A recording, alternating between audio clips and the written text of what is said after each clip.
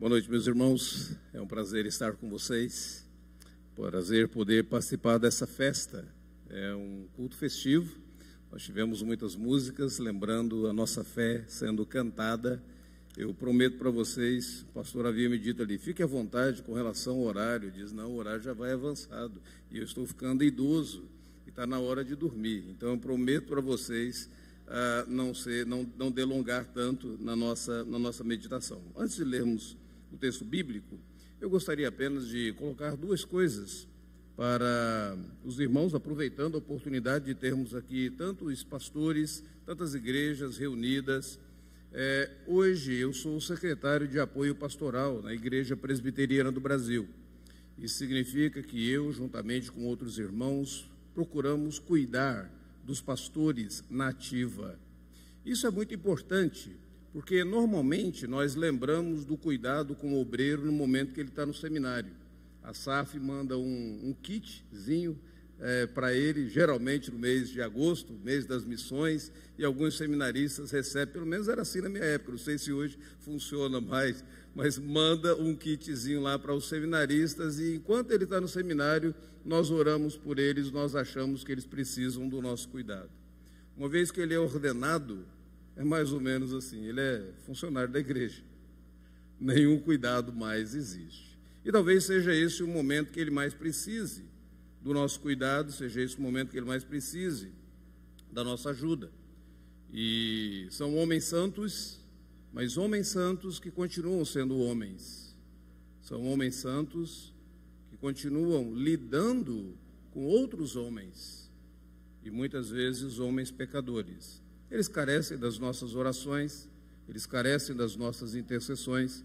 Eu trouxe e deixei com o presbítero Reinaldo um material para ser distribuído para as igrejas da região, e o título é Como eu posso participar do cuidado com o meu pastor?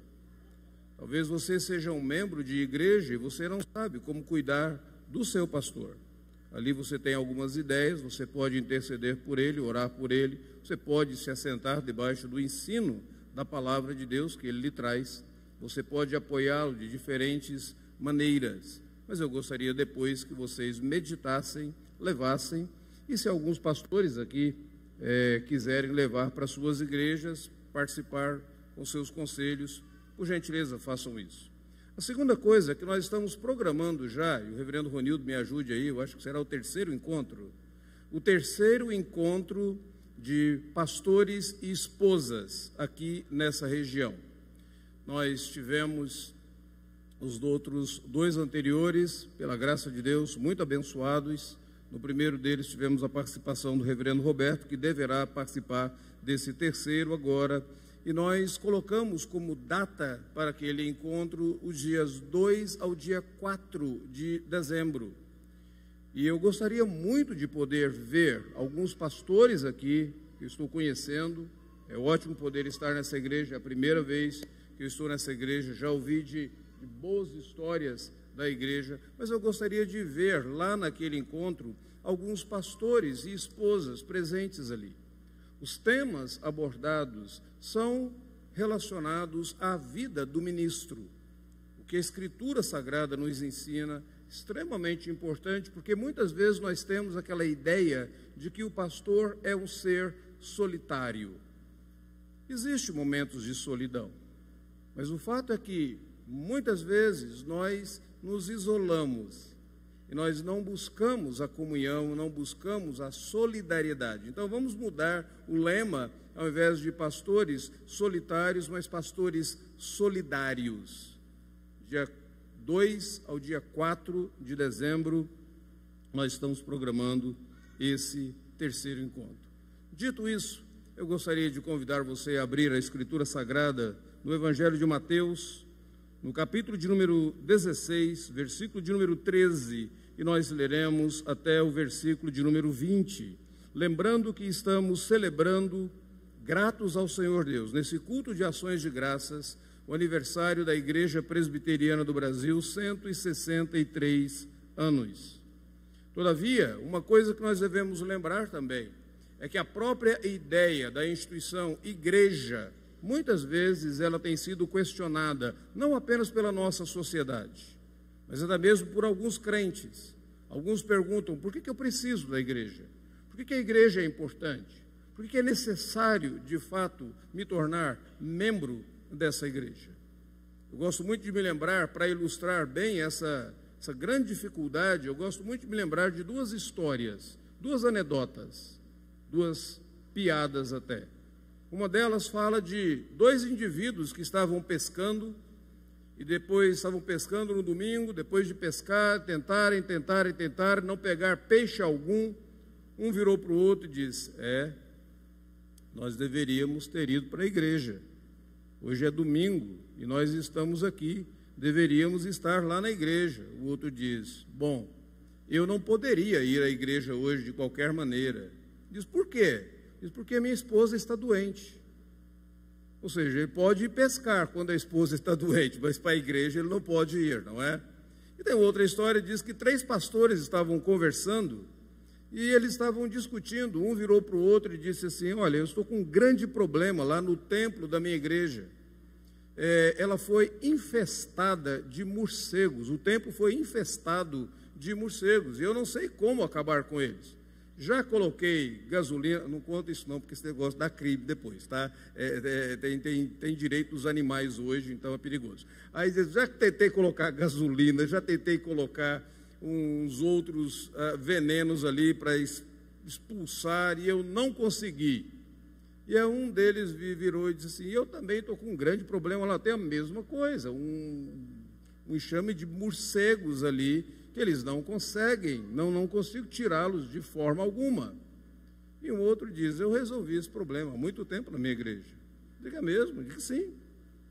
Eu tinha lá um enxame de morcegos, mas hoje eles não estão lá mais. Ele diz, o que você fez? Ele diz, o que eu faço com todo crente? Eu batizei, elegi alguns presbíteros e diáconos, depois eles foram embora. É mais ou menos isso, de fato, que tantas vezes acontece, ou seja, os próprios crentes já não veem o valor e a importância da igreja. Mas o texto que nós vamos ler é um texto que fala do próprio Senhor Jesus Cristo, e a expressão do Senhor Jesus Cristo acerca da igreja, eu edificarei a minha igreja. Então vamos ler o texto bíblico. Indo Jesus para os lados de Cesareia de Filipe, perguntou aos seus discípulos, quem diz o povo ser o Filho do Homem? E eles responderam, uns dizem João Batista, outros Elias, e outros Jeremias, ou algum dos profetas. Mas vós, continuou ele, quem dizeis que sou? Respondendo Simão Pedro, disse, tu és o Cristo, o Filho do Deus vivo. Então Jesus lhe afirmou, bem-aventurado és Simão Barjonas, porque não foi carne e sangue quem te revelaram, mas o meu Pai que está nos céus. E também eu te digo que tu és Pedro, e sobre esta pedra edificarei a minha igreja, e as portas do inferno não prevalecerão contra ela. Dar-te-ei as chaves do reino dos céus. O que ligares na terra terá sido ligado nos céus, e o que desligares na terra terá sido desligado nos céus. Então advertiu os discípulos de que a ninguém dissesse ser ele o Cristo.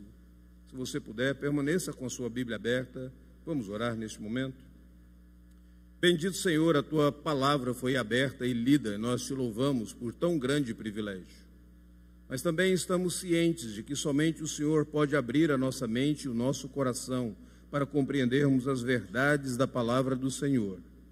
Ó Pai, nós pedimos que o Senhor ilumine a nossa mente e que o Senhor mesmo fale e desafie o nosso coração nessa noite para a glória do teu nome, para a edificação do teu povo, em nome do Senhor Jesus. Amém. Quando eu e você observamos a maneira como algumas pessoas, e talvez até mesmo nós, não damos a devida importância à igreja, e quando nós contrastamos isso com o ensino bíblico, nós ficamos até mesmo confusos. Nesse texto que nós acabamos de ler, o próprio Senhor Jesus Cristo, ao falar da igreja, ele diz, ela é a minha igreja, eu edificarei a minha igreja. No decorrer da Escritura Sagrada, nós encontramos várias metáforas bíblicas usadas para descrever a igreja, o que é a igreja. No Antigo Testamento, eu e você vemos a igreja como sendo um povo, uma nação santa, um povo de propriedade exclusiva do Senhor Deus, um povo que Deus colocou o seu coração. A despeito da rebeldia daquele povo, o Senhor Deus permaneceu, cuidando, amparando o povo de Deus, a metáfora do povo do Senhor Deus ali. No Novo Testamento, nós temos a metáfora do corpo vivo de Cristo Jesus, onde Cristo é o cabeça e a igreja é o corpo de Cristo Jesus. Em outras palavras, a maneira do mundo ver e perceber Jesus é por meio do seu corpo aqui na face da terra. Nós vemos no Novo Testamento ainda a igreja sendo descrita como a noiva do Cordeiro, aquela que está sendo preparada para o encontro com o Senhor no seu retorno.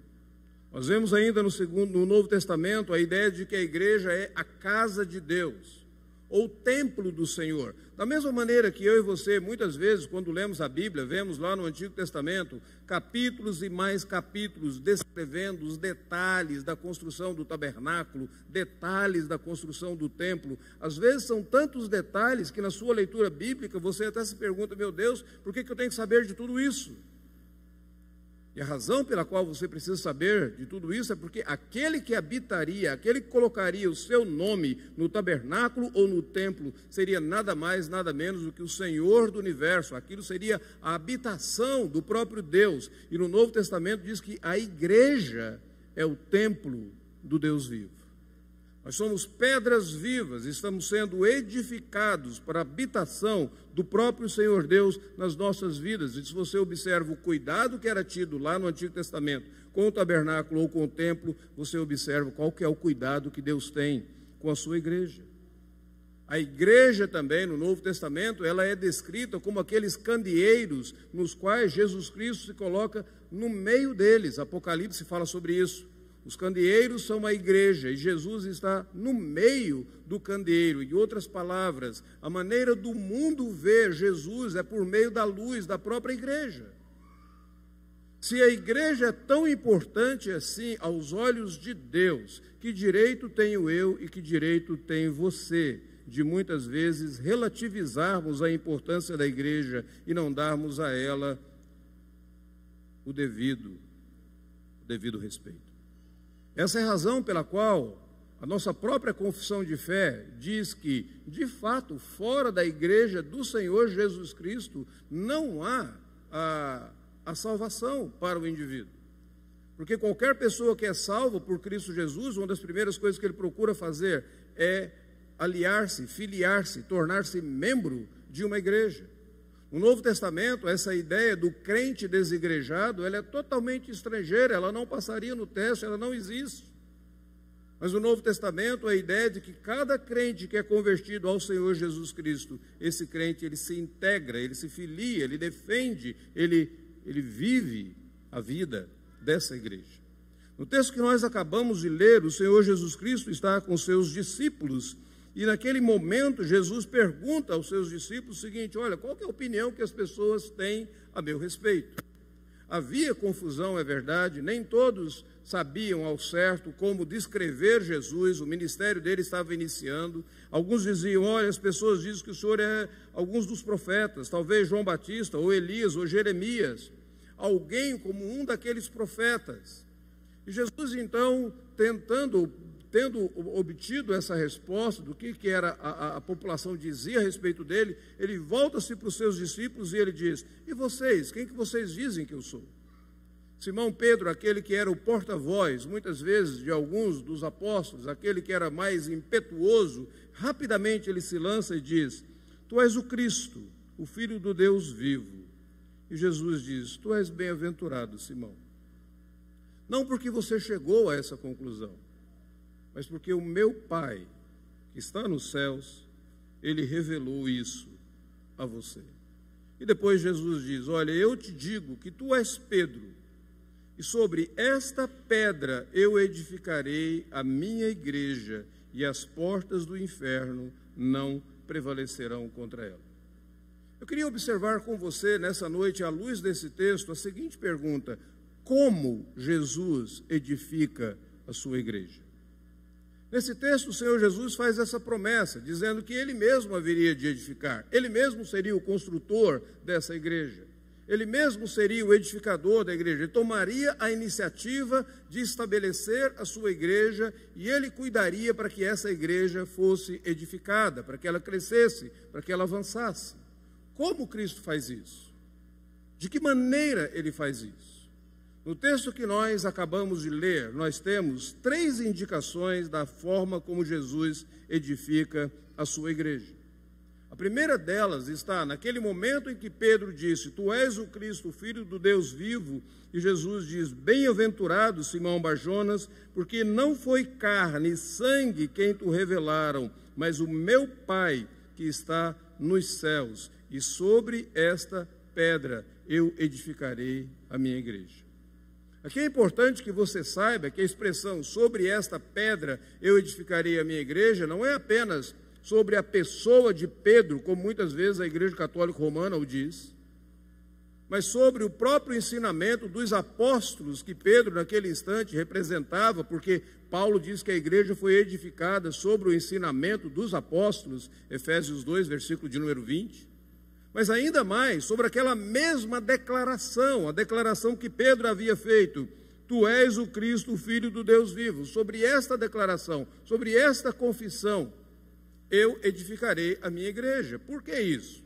Porque quando eu e você chegamos no livro de Atos, e se você tiver a sua Bíblia aberta, por gentileza, observe comigo lá. No livro de Atos dos Apóstolos, no capítulo de número 8, há um episódio fantástico de um homem conversando com o evangelista Filipe, e este homem era um eunuco oficial, alto oficial da rainha Candace. Ele estava lendo as escrituras sagradas do profeta Isaías, e aí Filipe é levado pelo Espírito Santo, aproxima-se do carro onde ele estava. Filipe o ouve ler, Filipe pergunta a ele: você entende o que você lê? Ele diz: como que eu vou entender se não tiver alguém para me explicar? O profeta fala de si mesmo ou fala de algum outro? E a Bíblia diz que Filipe, a partir daquela passagem das Escrituras, anunciou-lhe Jesus. Depois de Filipe ter falado para ele do Evangelho, depois de Filipe ter evangelizado, ele vira para Filipe e diz assim: eis aqui a água, que me impede que eu seja batizado? Observe que o ensinamento de Filipe chegou até o batismo. Filipe começou a falar para aquele homem acerca de Jesus, e Filipe chegou até mesmo ao ponto de falar da importância do batismo. E aí Filipe responde para ele no versículo de número 37, é lícito se crês de todo o coração. E respondendo o eunuco disse, eu creio que Jesus Cristo é o Filho de Deus. E ele foi batizado. Observe que aquela declaração do eunuco é a mesma que Pedro havia feito em Mateus capítulo 16, no versículo de número 16. Tu és o Cristo, o Filho do Deus vivo. E agora o Senhor Jesus Cristo diz, sobre esta pedra, sobre confissão como esta, eu vou edificar a minha igreja. Mas Jesus diz uma coisa muito importante para Pedro. Não foi você que chegou a essa conclusão. Foi o meu Pai, que está nos céus, que te revelou. E aqui uma coisa muito importante para mim e para você. Como Jesus edifica a sua igreja? Pela revelação que Deus dá ao seu povo. Aqui uma coisa extremamente importante, porque o nosso Deus não se deixou sem testemunho, e o nosso Deus não nos deixou sem recursos. O nosso Deus revelou quem Ele é, qual é a sua vontade, qual o seu plano para a minha vida, como eu deveria viver, como eu deveria caminhar em santidade. E essa revelação do Senhor Deus, muitas vezes, de muitas maneiras, como diz o escritor de Hebreus, foi feita no passado. Hoje, eu e você temos esta revelação do Senhor Deus, pessoalmente encarnada na pessoa de Jesus e escrita na Escritura Sagrada. Como que Jesus edifica a sua igreja? Por meio da revelação que foi dada pelo próprio Pai. A Bíblia Sagrada é a palavra de Deus, ela é a revelação de Deus. Eu tenho um amigo que ele diz assim, olha, muitos crentes, às vezes, eles pensam e eles argumentam dizendo, como eu gostaria de ouvir a voz de Deus falando comigo. E esse meu amigo pastor diz assim: leia a Bíblia em voz alta. Se você ler a Bíblia em voz alta, você vai ouvir a voz de Deus falando contigo. E agora o próprio Senhor Jesus, ele indica justamente isso. Como que ele haveria de edificar a sua igreja? Ele diz: por meio dessa verdade revelada pelo Pai. Não é um produto de uma elaboração mental, não é apenas uma construção de argumentos, é a revelação da palavra de Deus. Isso é extremamente importante, porque a Igreja Presbiteriana do Brasil faz parte de uma tradição de igrejas reformadas, onde a Bíblia, onde a palavra de Deus ocupa o centro. E nós devemos atentar para os riscos de muitas vezes marginalizarmos a palavra de Deus. Quando tantas vezes no culto outra coisa ocupa o centro e não a palavra de Deus. Quando muitas vezes na pregação ideias, intenções do pregador, histórias do pregador ocupam mais o centro do que a exposição da palavra de Deus. Quando tantas vezes na minha vida prática, outras coisas, meu entendimento, a minha tradição, a minha maneira de agir, a cultura lá fora, torna-se mais importante do que a Escritura na minha vida. Eu edificarei a minha igreja. E como Jesus edifica a sua igreja? Por meio da revelação do Pai aos seus servos. Aqui vem a seguinte pergunta para você nesse primeiro ponto: qual o lugar da Escritura Sagrada na sua vida? Deixe-me contar uma outra história. Eu gosto de histórias e gosto de contar história. Tenho 2 filhos e quando eles estavam crescendo, o meu trabalho era contar histórias para eles. Nós viajávamos e eles diziam: pai, conta-nos uma história. Digo: mas eu não me lembro de nenhuma história agora. Digo: inventa, mas conta-nos uma história. E horas eram gastas contando histórias para os meus filhos. Tem uma história muito interessante de um indivíduo que era um vendedor. Um desses indivíduos, mascate, não sei se vocês usam esse termo aqui, sai vendendo coisas cidade a cidade. E ele chegou numa certa vila, e naquela vila tinha 3 jovens solteiras que queriam muito se casar. E elas desejavam encontrar um parceiro. E sabendo da história daquelas jovens solteiras, ele abriu a sua mala, ele diz: eu tenho aqui dentro da minha mala um instrumento que, se vocês usarem corretamente, eu garanto que daqui a 1 ano vocês estarão casadas. E elas ficaram, uma proposta dessa extremamente atrativa. Cada uma comprou, era um espelho. E cada um levou para sua casa um espelho. 1 ano depois ele volta para lá. A primeira vem com a reclamação, né? Serviço ao consumidor, saque, aí tem a reclamação. Não funcionou. Ele diz: não funcionou? Ela diz: não. Ele diz: mas como que você utilizou o produto? Ela diz: olha, é um produto tão precioso, mas tão precioso, que eu guardei em cima do guarda-roupas para ninguém tocar, para ninguém mexer, e eu deixei em cima do guarda-roupa esse tempo todo, mas não funcionou. E aí ele diz, e a segunda chegou e diz: não funcionou. Mas como que você utilizou? Ela diz: olha, um produto tão precioso, eu coloquei no corredor de casa. De vez em quando eu passava lá, dava uma olhada assim, dava uma ajeitada no cabelo, dava uma mexida e pronto, mas não funcionou. E ele diz: e cadê a terceira? Ele diz: a terceira está casada. Na verdade, ela está grávida, 2º mês de gravidez já. Eu disse: chama ela aqui. E como que você usou o produto? Ela diz: eu coloquei bem assim em frente à minha cama. Todo dia que eu acordava, eu dava uma ajeitada no cabelo, dava uma olhadinha. Quando eu saía, dava uma olhada, uma guaribada, começou a ficar mais apresentável e tudo. E quando eu dormia, também cuidava da minha aparência. Funcionou. Sabe que às vezes nós usamos a Bíblia do mesmo jeito que aquelas 2 primeiras usaram a Bíblia.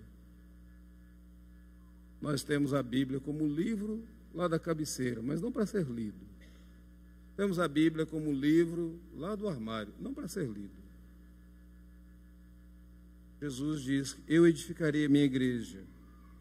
E ele diz: por meio da revelação do Pai que está nos céus. A segunda maneira que Jesus diz aqui que a sua igreja será revelada é por meio da confissão dos seus servos acerca dele mesmo. Se você observar, Jesus diz para os discípulos: e vocês, quem vocês dizem que eu sou? E Pedro diz: tu és o Cristo, o Filho do Deus vivo. E Jesus diz: bem-aventurado. Sobre esta pedra eu edificarei a minha igreja, e toda pessoa depois que for convertida a partir desse momento, quando ela confessa Jesus Cristo, ela tem que confessar: eu creio que Jesus Cristo é o Filho do Deus vivo. E nesse exato momento Pedro fez essa confissão, e Jesus indica nesse texto para mim e para você que a igreja ela é edificada por meio da confissão dos seus servos. Quando eu e você nos reunimos, não para falar do nosso testemunho, mas para falarmos de quem Cristo é para nós. Quando eu e você nos reunimos para contar não apenas a nossa história, mas a história do que Cristo fez na nossa vida. Quando nós nos reunimos para falar não apenas da história da igreja presbiteriana, mas da história do poder de Deus e da ação desse Cristo Jesus que despertou pessoas para virem, começar a iniciar igrejas, pregar o Evangelho, falar desse Cristo para outras pessoas, esta é a confissão do povo de Deus, e por meio dessa confissão do povo de Deus, a igreja é edificada.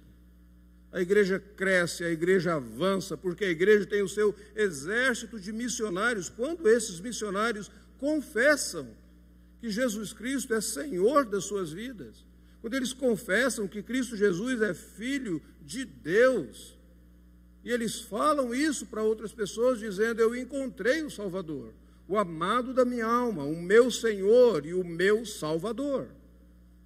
Mas é claro, é bem verdade, John MacArthur estava correto, que muitas vezes nós queremos fazer uma dicotomia. Muitas vezes nós queremos dizer que Jesus é o nosso Salvador, mas nós não admitimos que Ele seja o nosso Senhor. Nós queremos as bênçãos do Salvador, a vida eterna que Ele nos dá, nós queremos as graças que Ele nos concede, mas nós não queremos nos submeter ao seu senhorio. Isso não é uma confissão. Isso não é uma confissão verdadeira. A confissão verdadeira é aquela que diz: tu és o Cristo, o Filho do Deus vivo, o Senhor Jesus é Senhor e o Senhor Jesus é Salvador. E foi justamente no momento que os apóstolos saíram com essa confissão que esse evangelho, de fato, ele se espalhou pelo mundo todo. Mas quando as pessoas pararam de fazer essa confissão, as igrejas foram cada vez diminuindo. Vocês sabiam que na região do Novo Testamento, aquela região ali do Oriente Médio, até o 5º século depois de Cristo Jesus, 50% da população era cristã? Do 1º ao 5º século, 50% da população ali era cristã. Sabe quantos por cento de cristãos tem hoje? 0,5%. Sabe por quê? Porque com o avanço do islamismo, no ano 600, muitos cristãos pararam de confessar: Jesus Cristo é o Senhor. Queridos, a igreja avança pela confissão dos servos de Deus, do povo de Deus, a minha, a sua. Mas em terceiro e último lugar, nosso horário de fato está avançado. Jesus diz assim: também eu te digo que tu és Pedro, e sobre esta pedra edificarei a minha igreja, e as portas do inferno não prevalecerão contra ela. E aqui uma coisa muito interessante, Jesus deixa claro que a igreja é edificada pela ousadia que ela tem de avançar contra as forças espirituais do mal. Se você observar o versículo de número 18, ele não diz assim: e as portas da igreja prevalecerão contra as investidas do inferno. Não, ele não diz isso. Nós temos a ideia que muitas vezes a igreja está na defensiva, que o inferno ataca, que Satanás ataca, que ele usa o mundo para atacar, mas a igreja está na defensiva e Deus vai proteger essa igreja. Jesus não diz isso. O que Jesus diz aqui é o seguinte: as portas do inferno não prevalecerão contra a igreja. Ou seja, quem está na defesa é o inferno, quem está no ataque é a igreja. O que ele está dizendo aqui é que no momento que a igreja evangelizar, no momento que a igreja confessar, pessoas que estão nas trevas serão libertas das trevas e transportadas para o reino do Filho do amor do Pai. No momento em que a igreja de fato tiver ousadia e confessar e pregar o evangelho, essas chaves do reino dos céus que são dadas à igreja ligarão pessoas aos céus. Queridos, a ideia do Senhor Jesus Cristo aqui é que eu e você deveríamos ser mais ousados no nosso avanço missionário, na nossa evangelização, e ao invés de ficarmos intimidados dentro, ou como os apóstolos lá dentro do cenáculo, intimidados, presos, com medo daqueles que estão do lado de fora, nós deveríamos partir, nós deveríamos avançar, pregando esse evangelho, e quando nós pregamos esse evangelho, as portas do inferno não prevalecerão contra a igreja. Há muitas pessoas que servem ao inimigo, pessoas cativas pelo poder de Satanás, confusas na sua mente, não reconhecendo a verdade, tão perto da verdade, mas tão longe de abraçá-la. E essas pessoas precisam que eu e você preguemos o evangelho. Jesus diz no versículo de 19: dar-te-ei as chaves do reino dos céus, o que lugares na terra terá sido ligado nos céus. Eu gosto muito dessa expressão quando eu vou lá no Antigo Testamento, lá no livro do profeta Isaías, o Senhor diz assim: eu darei as chaves da casa para um rei chamado Jeconias. Dar a chave significa: eu vou dar a você a atitude, ou status, ou autoridade de ser o mordomo sobre a minha casa. O que Jesus está dizendo aqui é que eu e você somos mordomos do reino de Deus. A igreja é mordoma do reino de Deus. Ela tem as chaves, ela tem a confiança do Pai. E agora, no momento que ela avança pregando, o que ligar na terra é ligado nos céus, e o que desligar na terra é desligado nos céus. Como Jesus edifica a sua igreja? Por meio da revelação da verdade que o Pai faz aos seus servos, por meio da confissão dos servos acerca de quem é Jesus, e por meio da ousadia dessa igreja, pregando o evangelho. Qual que é a sua participação nesse processo? Como que você tem participado nesse processo? Qual foi a última vez que você falou do evangelho para alguém? É muito interessante porque uma das matérias que eu dou aula é missões urbanas. Esses dias atrás, meu filho voltou do seminário e ele me ensinou uma coisa muito interessante. Ele chegou na igreja, e nós estamos agora com um projeto de plantar uma igreja no coração de São Paulo, um bairro muito rico, onde as pessoas acham que elas não precisam de Deus, elas têm o recurso, então há uma grande resistência. Nós estamos com um projeto de plantar lá. Mas antes de começar a plantação, nós temos que despertar a nossa igreja local para plantar. E o meu filho foi dar uma lição de escola dominical e eu aprendi algo muito interessante com ele que eu queria compartilhar com vocês. Ele virou e disse assim: por que nós não evangelizamos? Por que muitas vezes nós perdemos a oportunidade de falar de Cristo para outras pessoas? Por que tantas vezes nós nos relacionamos com alguém durante o dia todo e nós não falamos do evangelho para aquela pessoa? E aí ele virou e disse assim: porque o evangelho não está de fato dentro do nosso coração. Porque a boca fala do que o coração está cheio. Eu disse: fantástico! Eu queria ter tido essa resposta nas minhas aulas de missões. A boca fala do que o coração está cheio. Qual que tem sido a sua participação na edificação da igreja? Jesus diz: eu vou edificar a minha igreja. E ele usa instrumentos. Qual é a sua participação nesse processo? Vamos orar. Senhor, nós te agradecemos por tua bondade, por tua misericórdia, te agradecemos por mais um ano que o Senhor concede a esta denominação e pedimos sabedoria, graça da parte do Senhor. Que essa denominação permaneça firme, firmada na revelação do Senhor. Livra, ó Deus, essa denominação de desvios e de se distanciar de Ti. Pai, nós te louvamos pela denominação, a Igreja Presbiteriana do Brasil, representada aqui na vida desses meus irmãos e irmãs. Que o Senhor abençoe cada lar aqui representado. Que o Senhor abençoe essas igrejas aqui representadas. E que o Senhor nos sustente, nos dando a graça de ousadamente confessarmos para as pessoas ao nosso redor que Jesus Cristo é o nosso Senhor e Ele é o nosso Salvador. Teu Filho bendito. Nós suplicamos esta bênção em nome de Cristo. Amém, Senhor.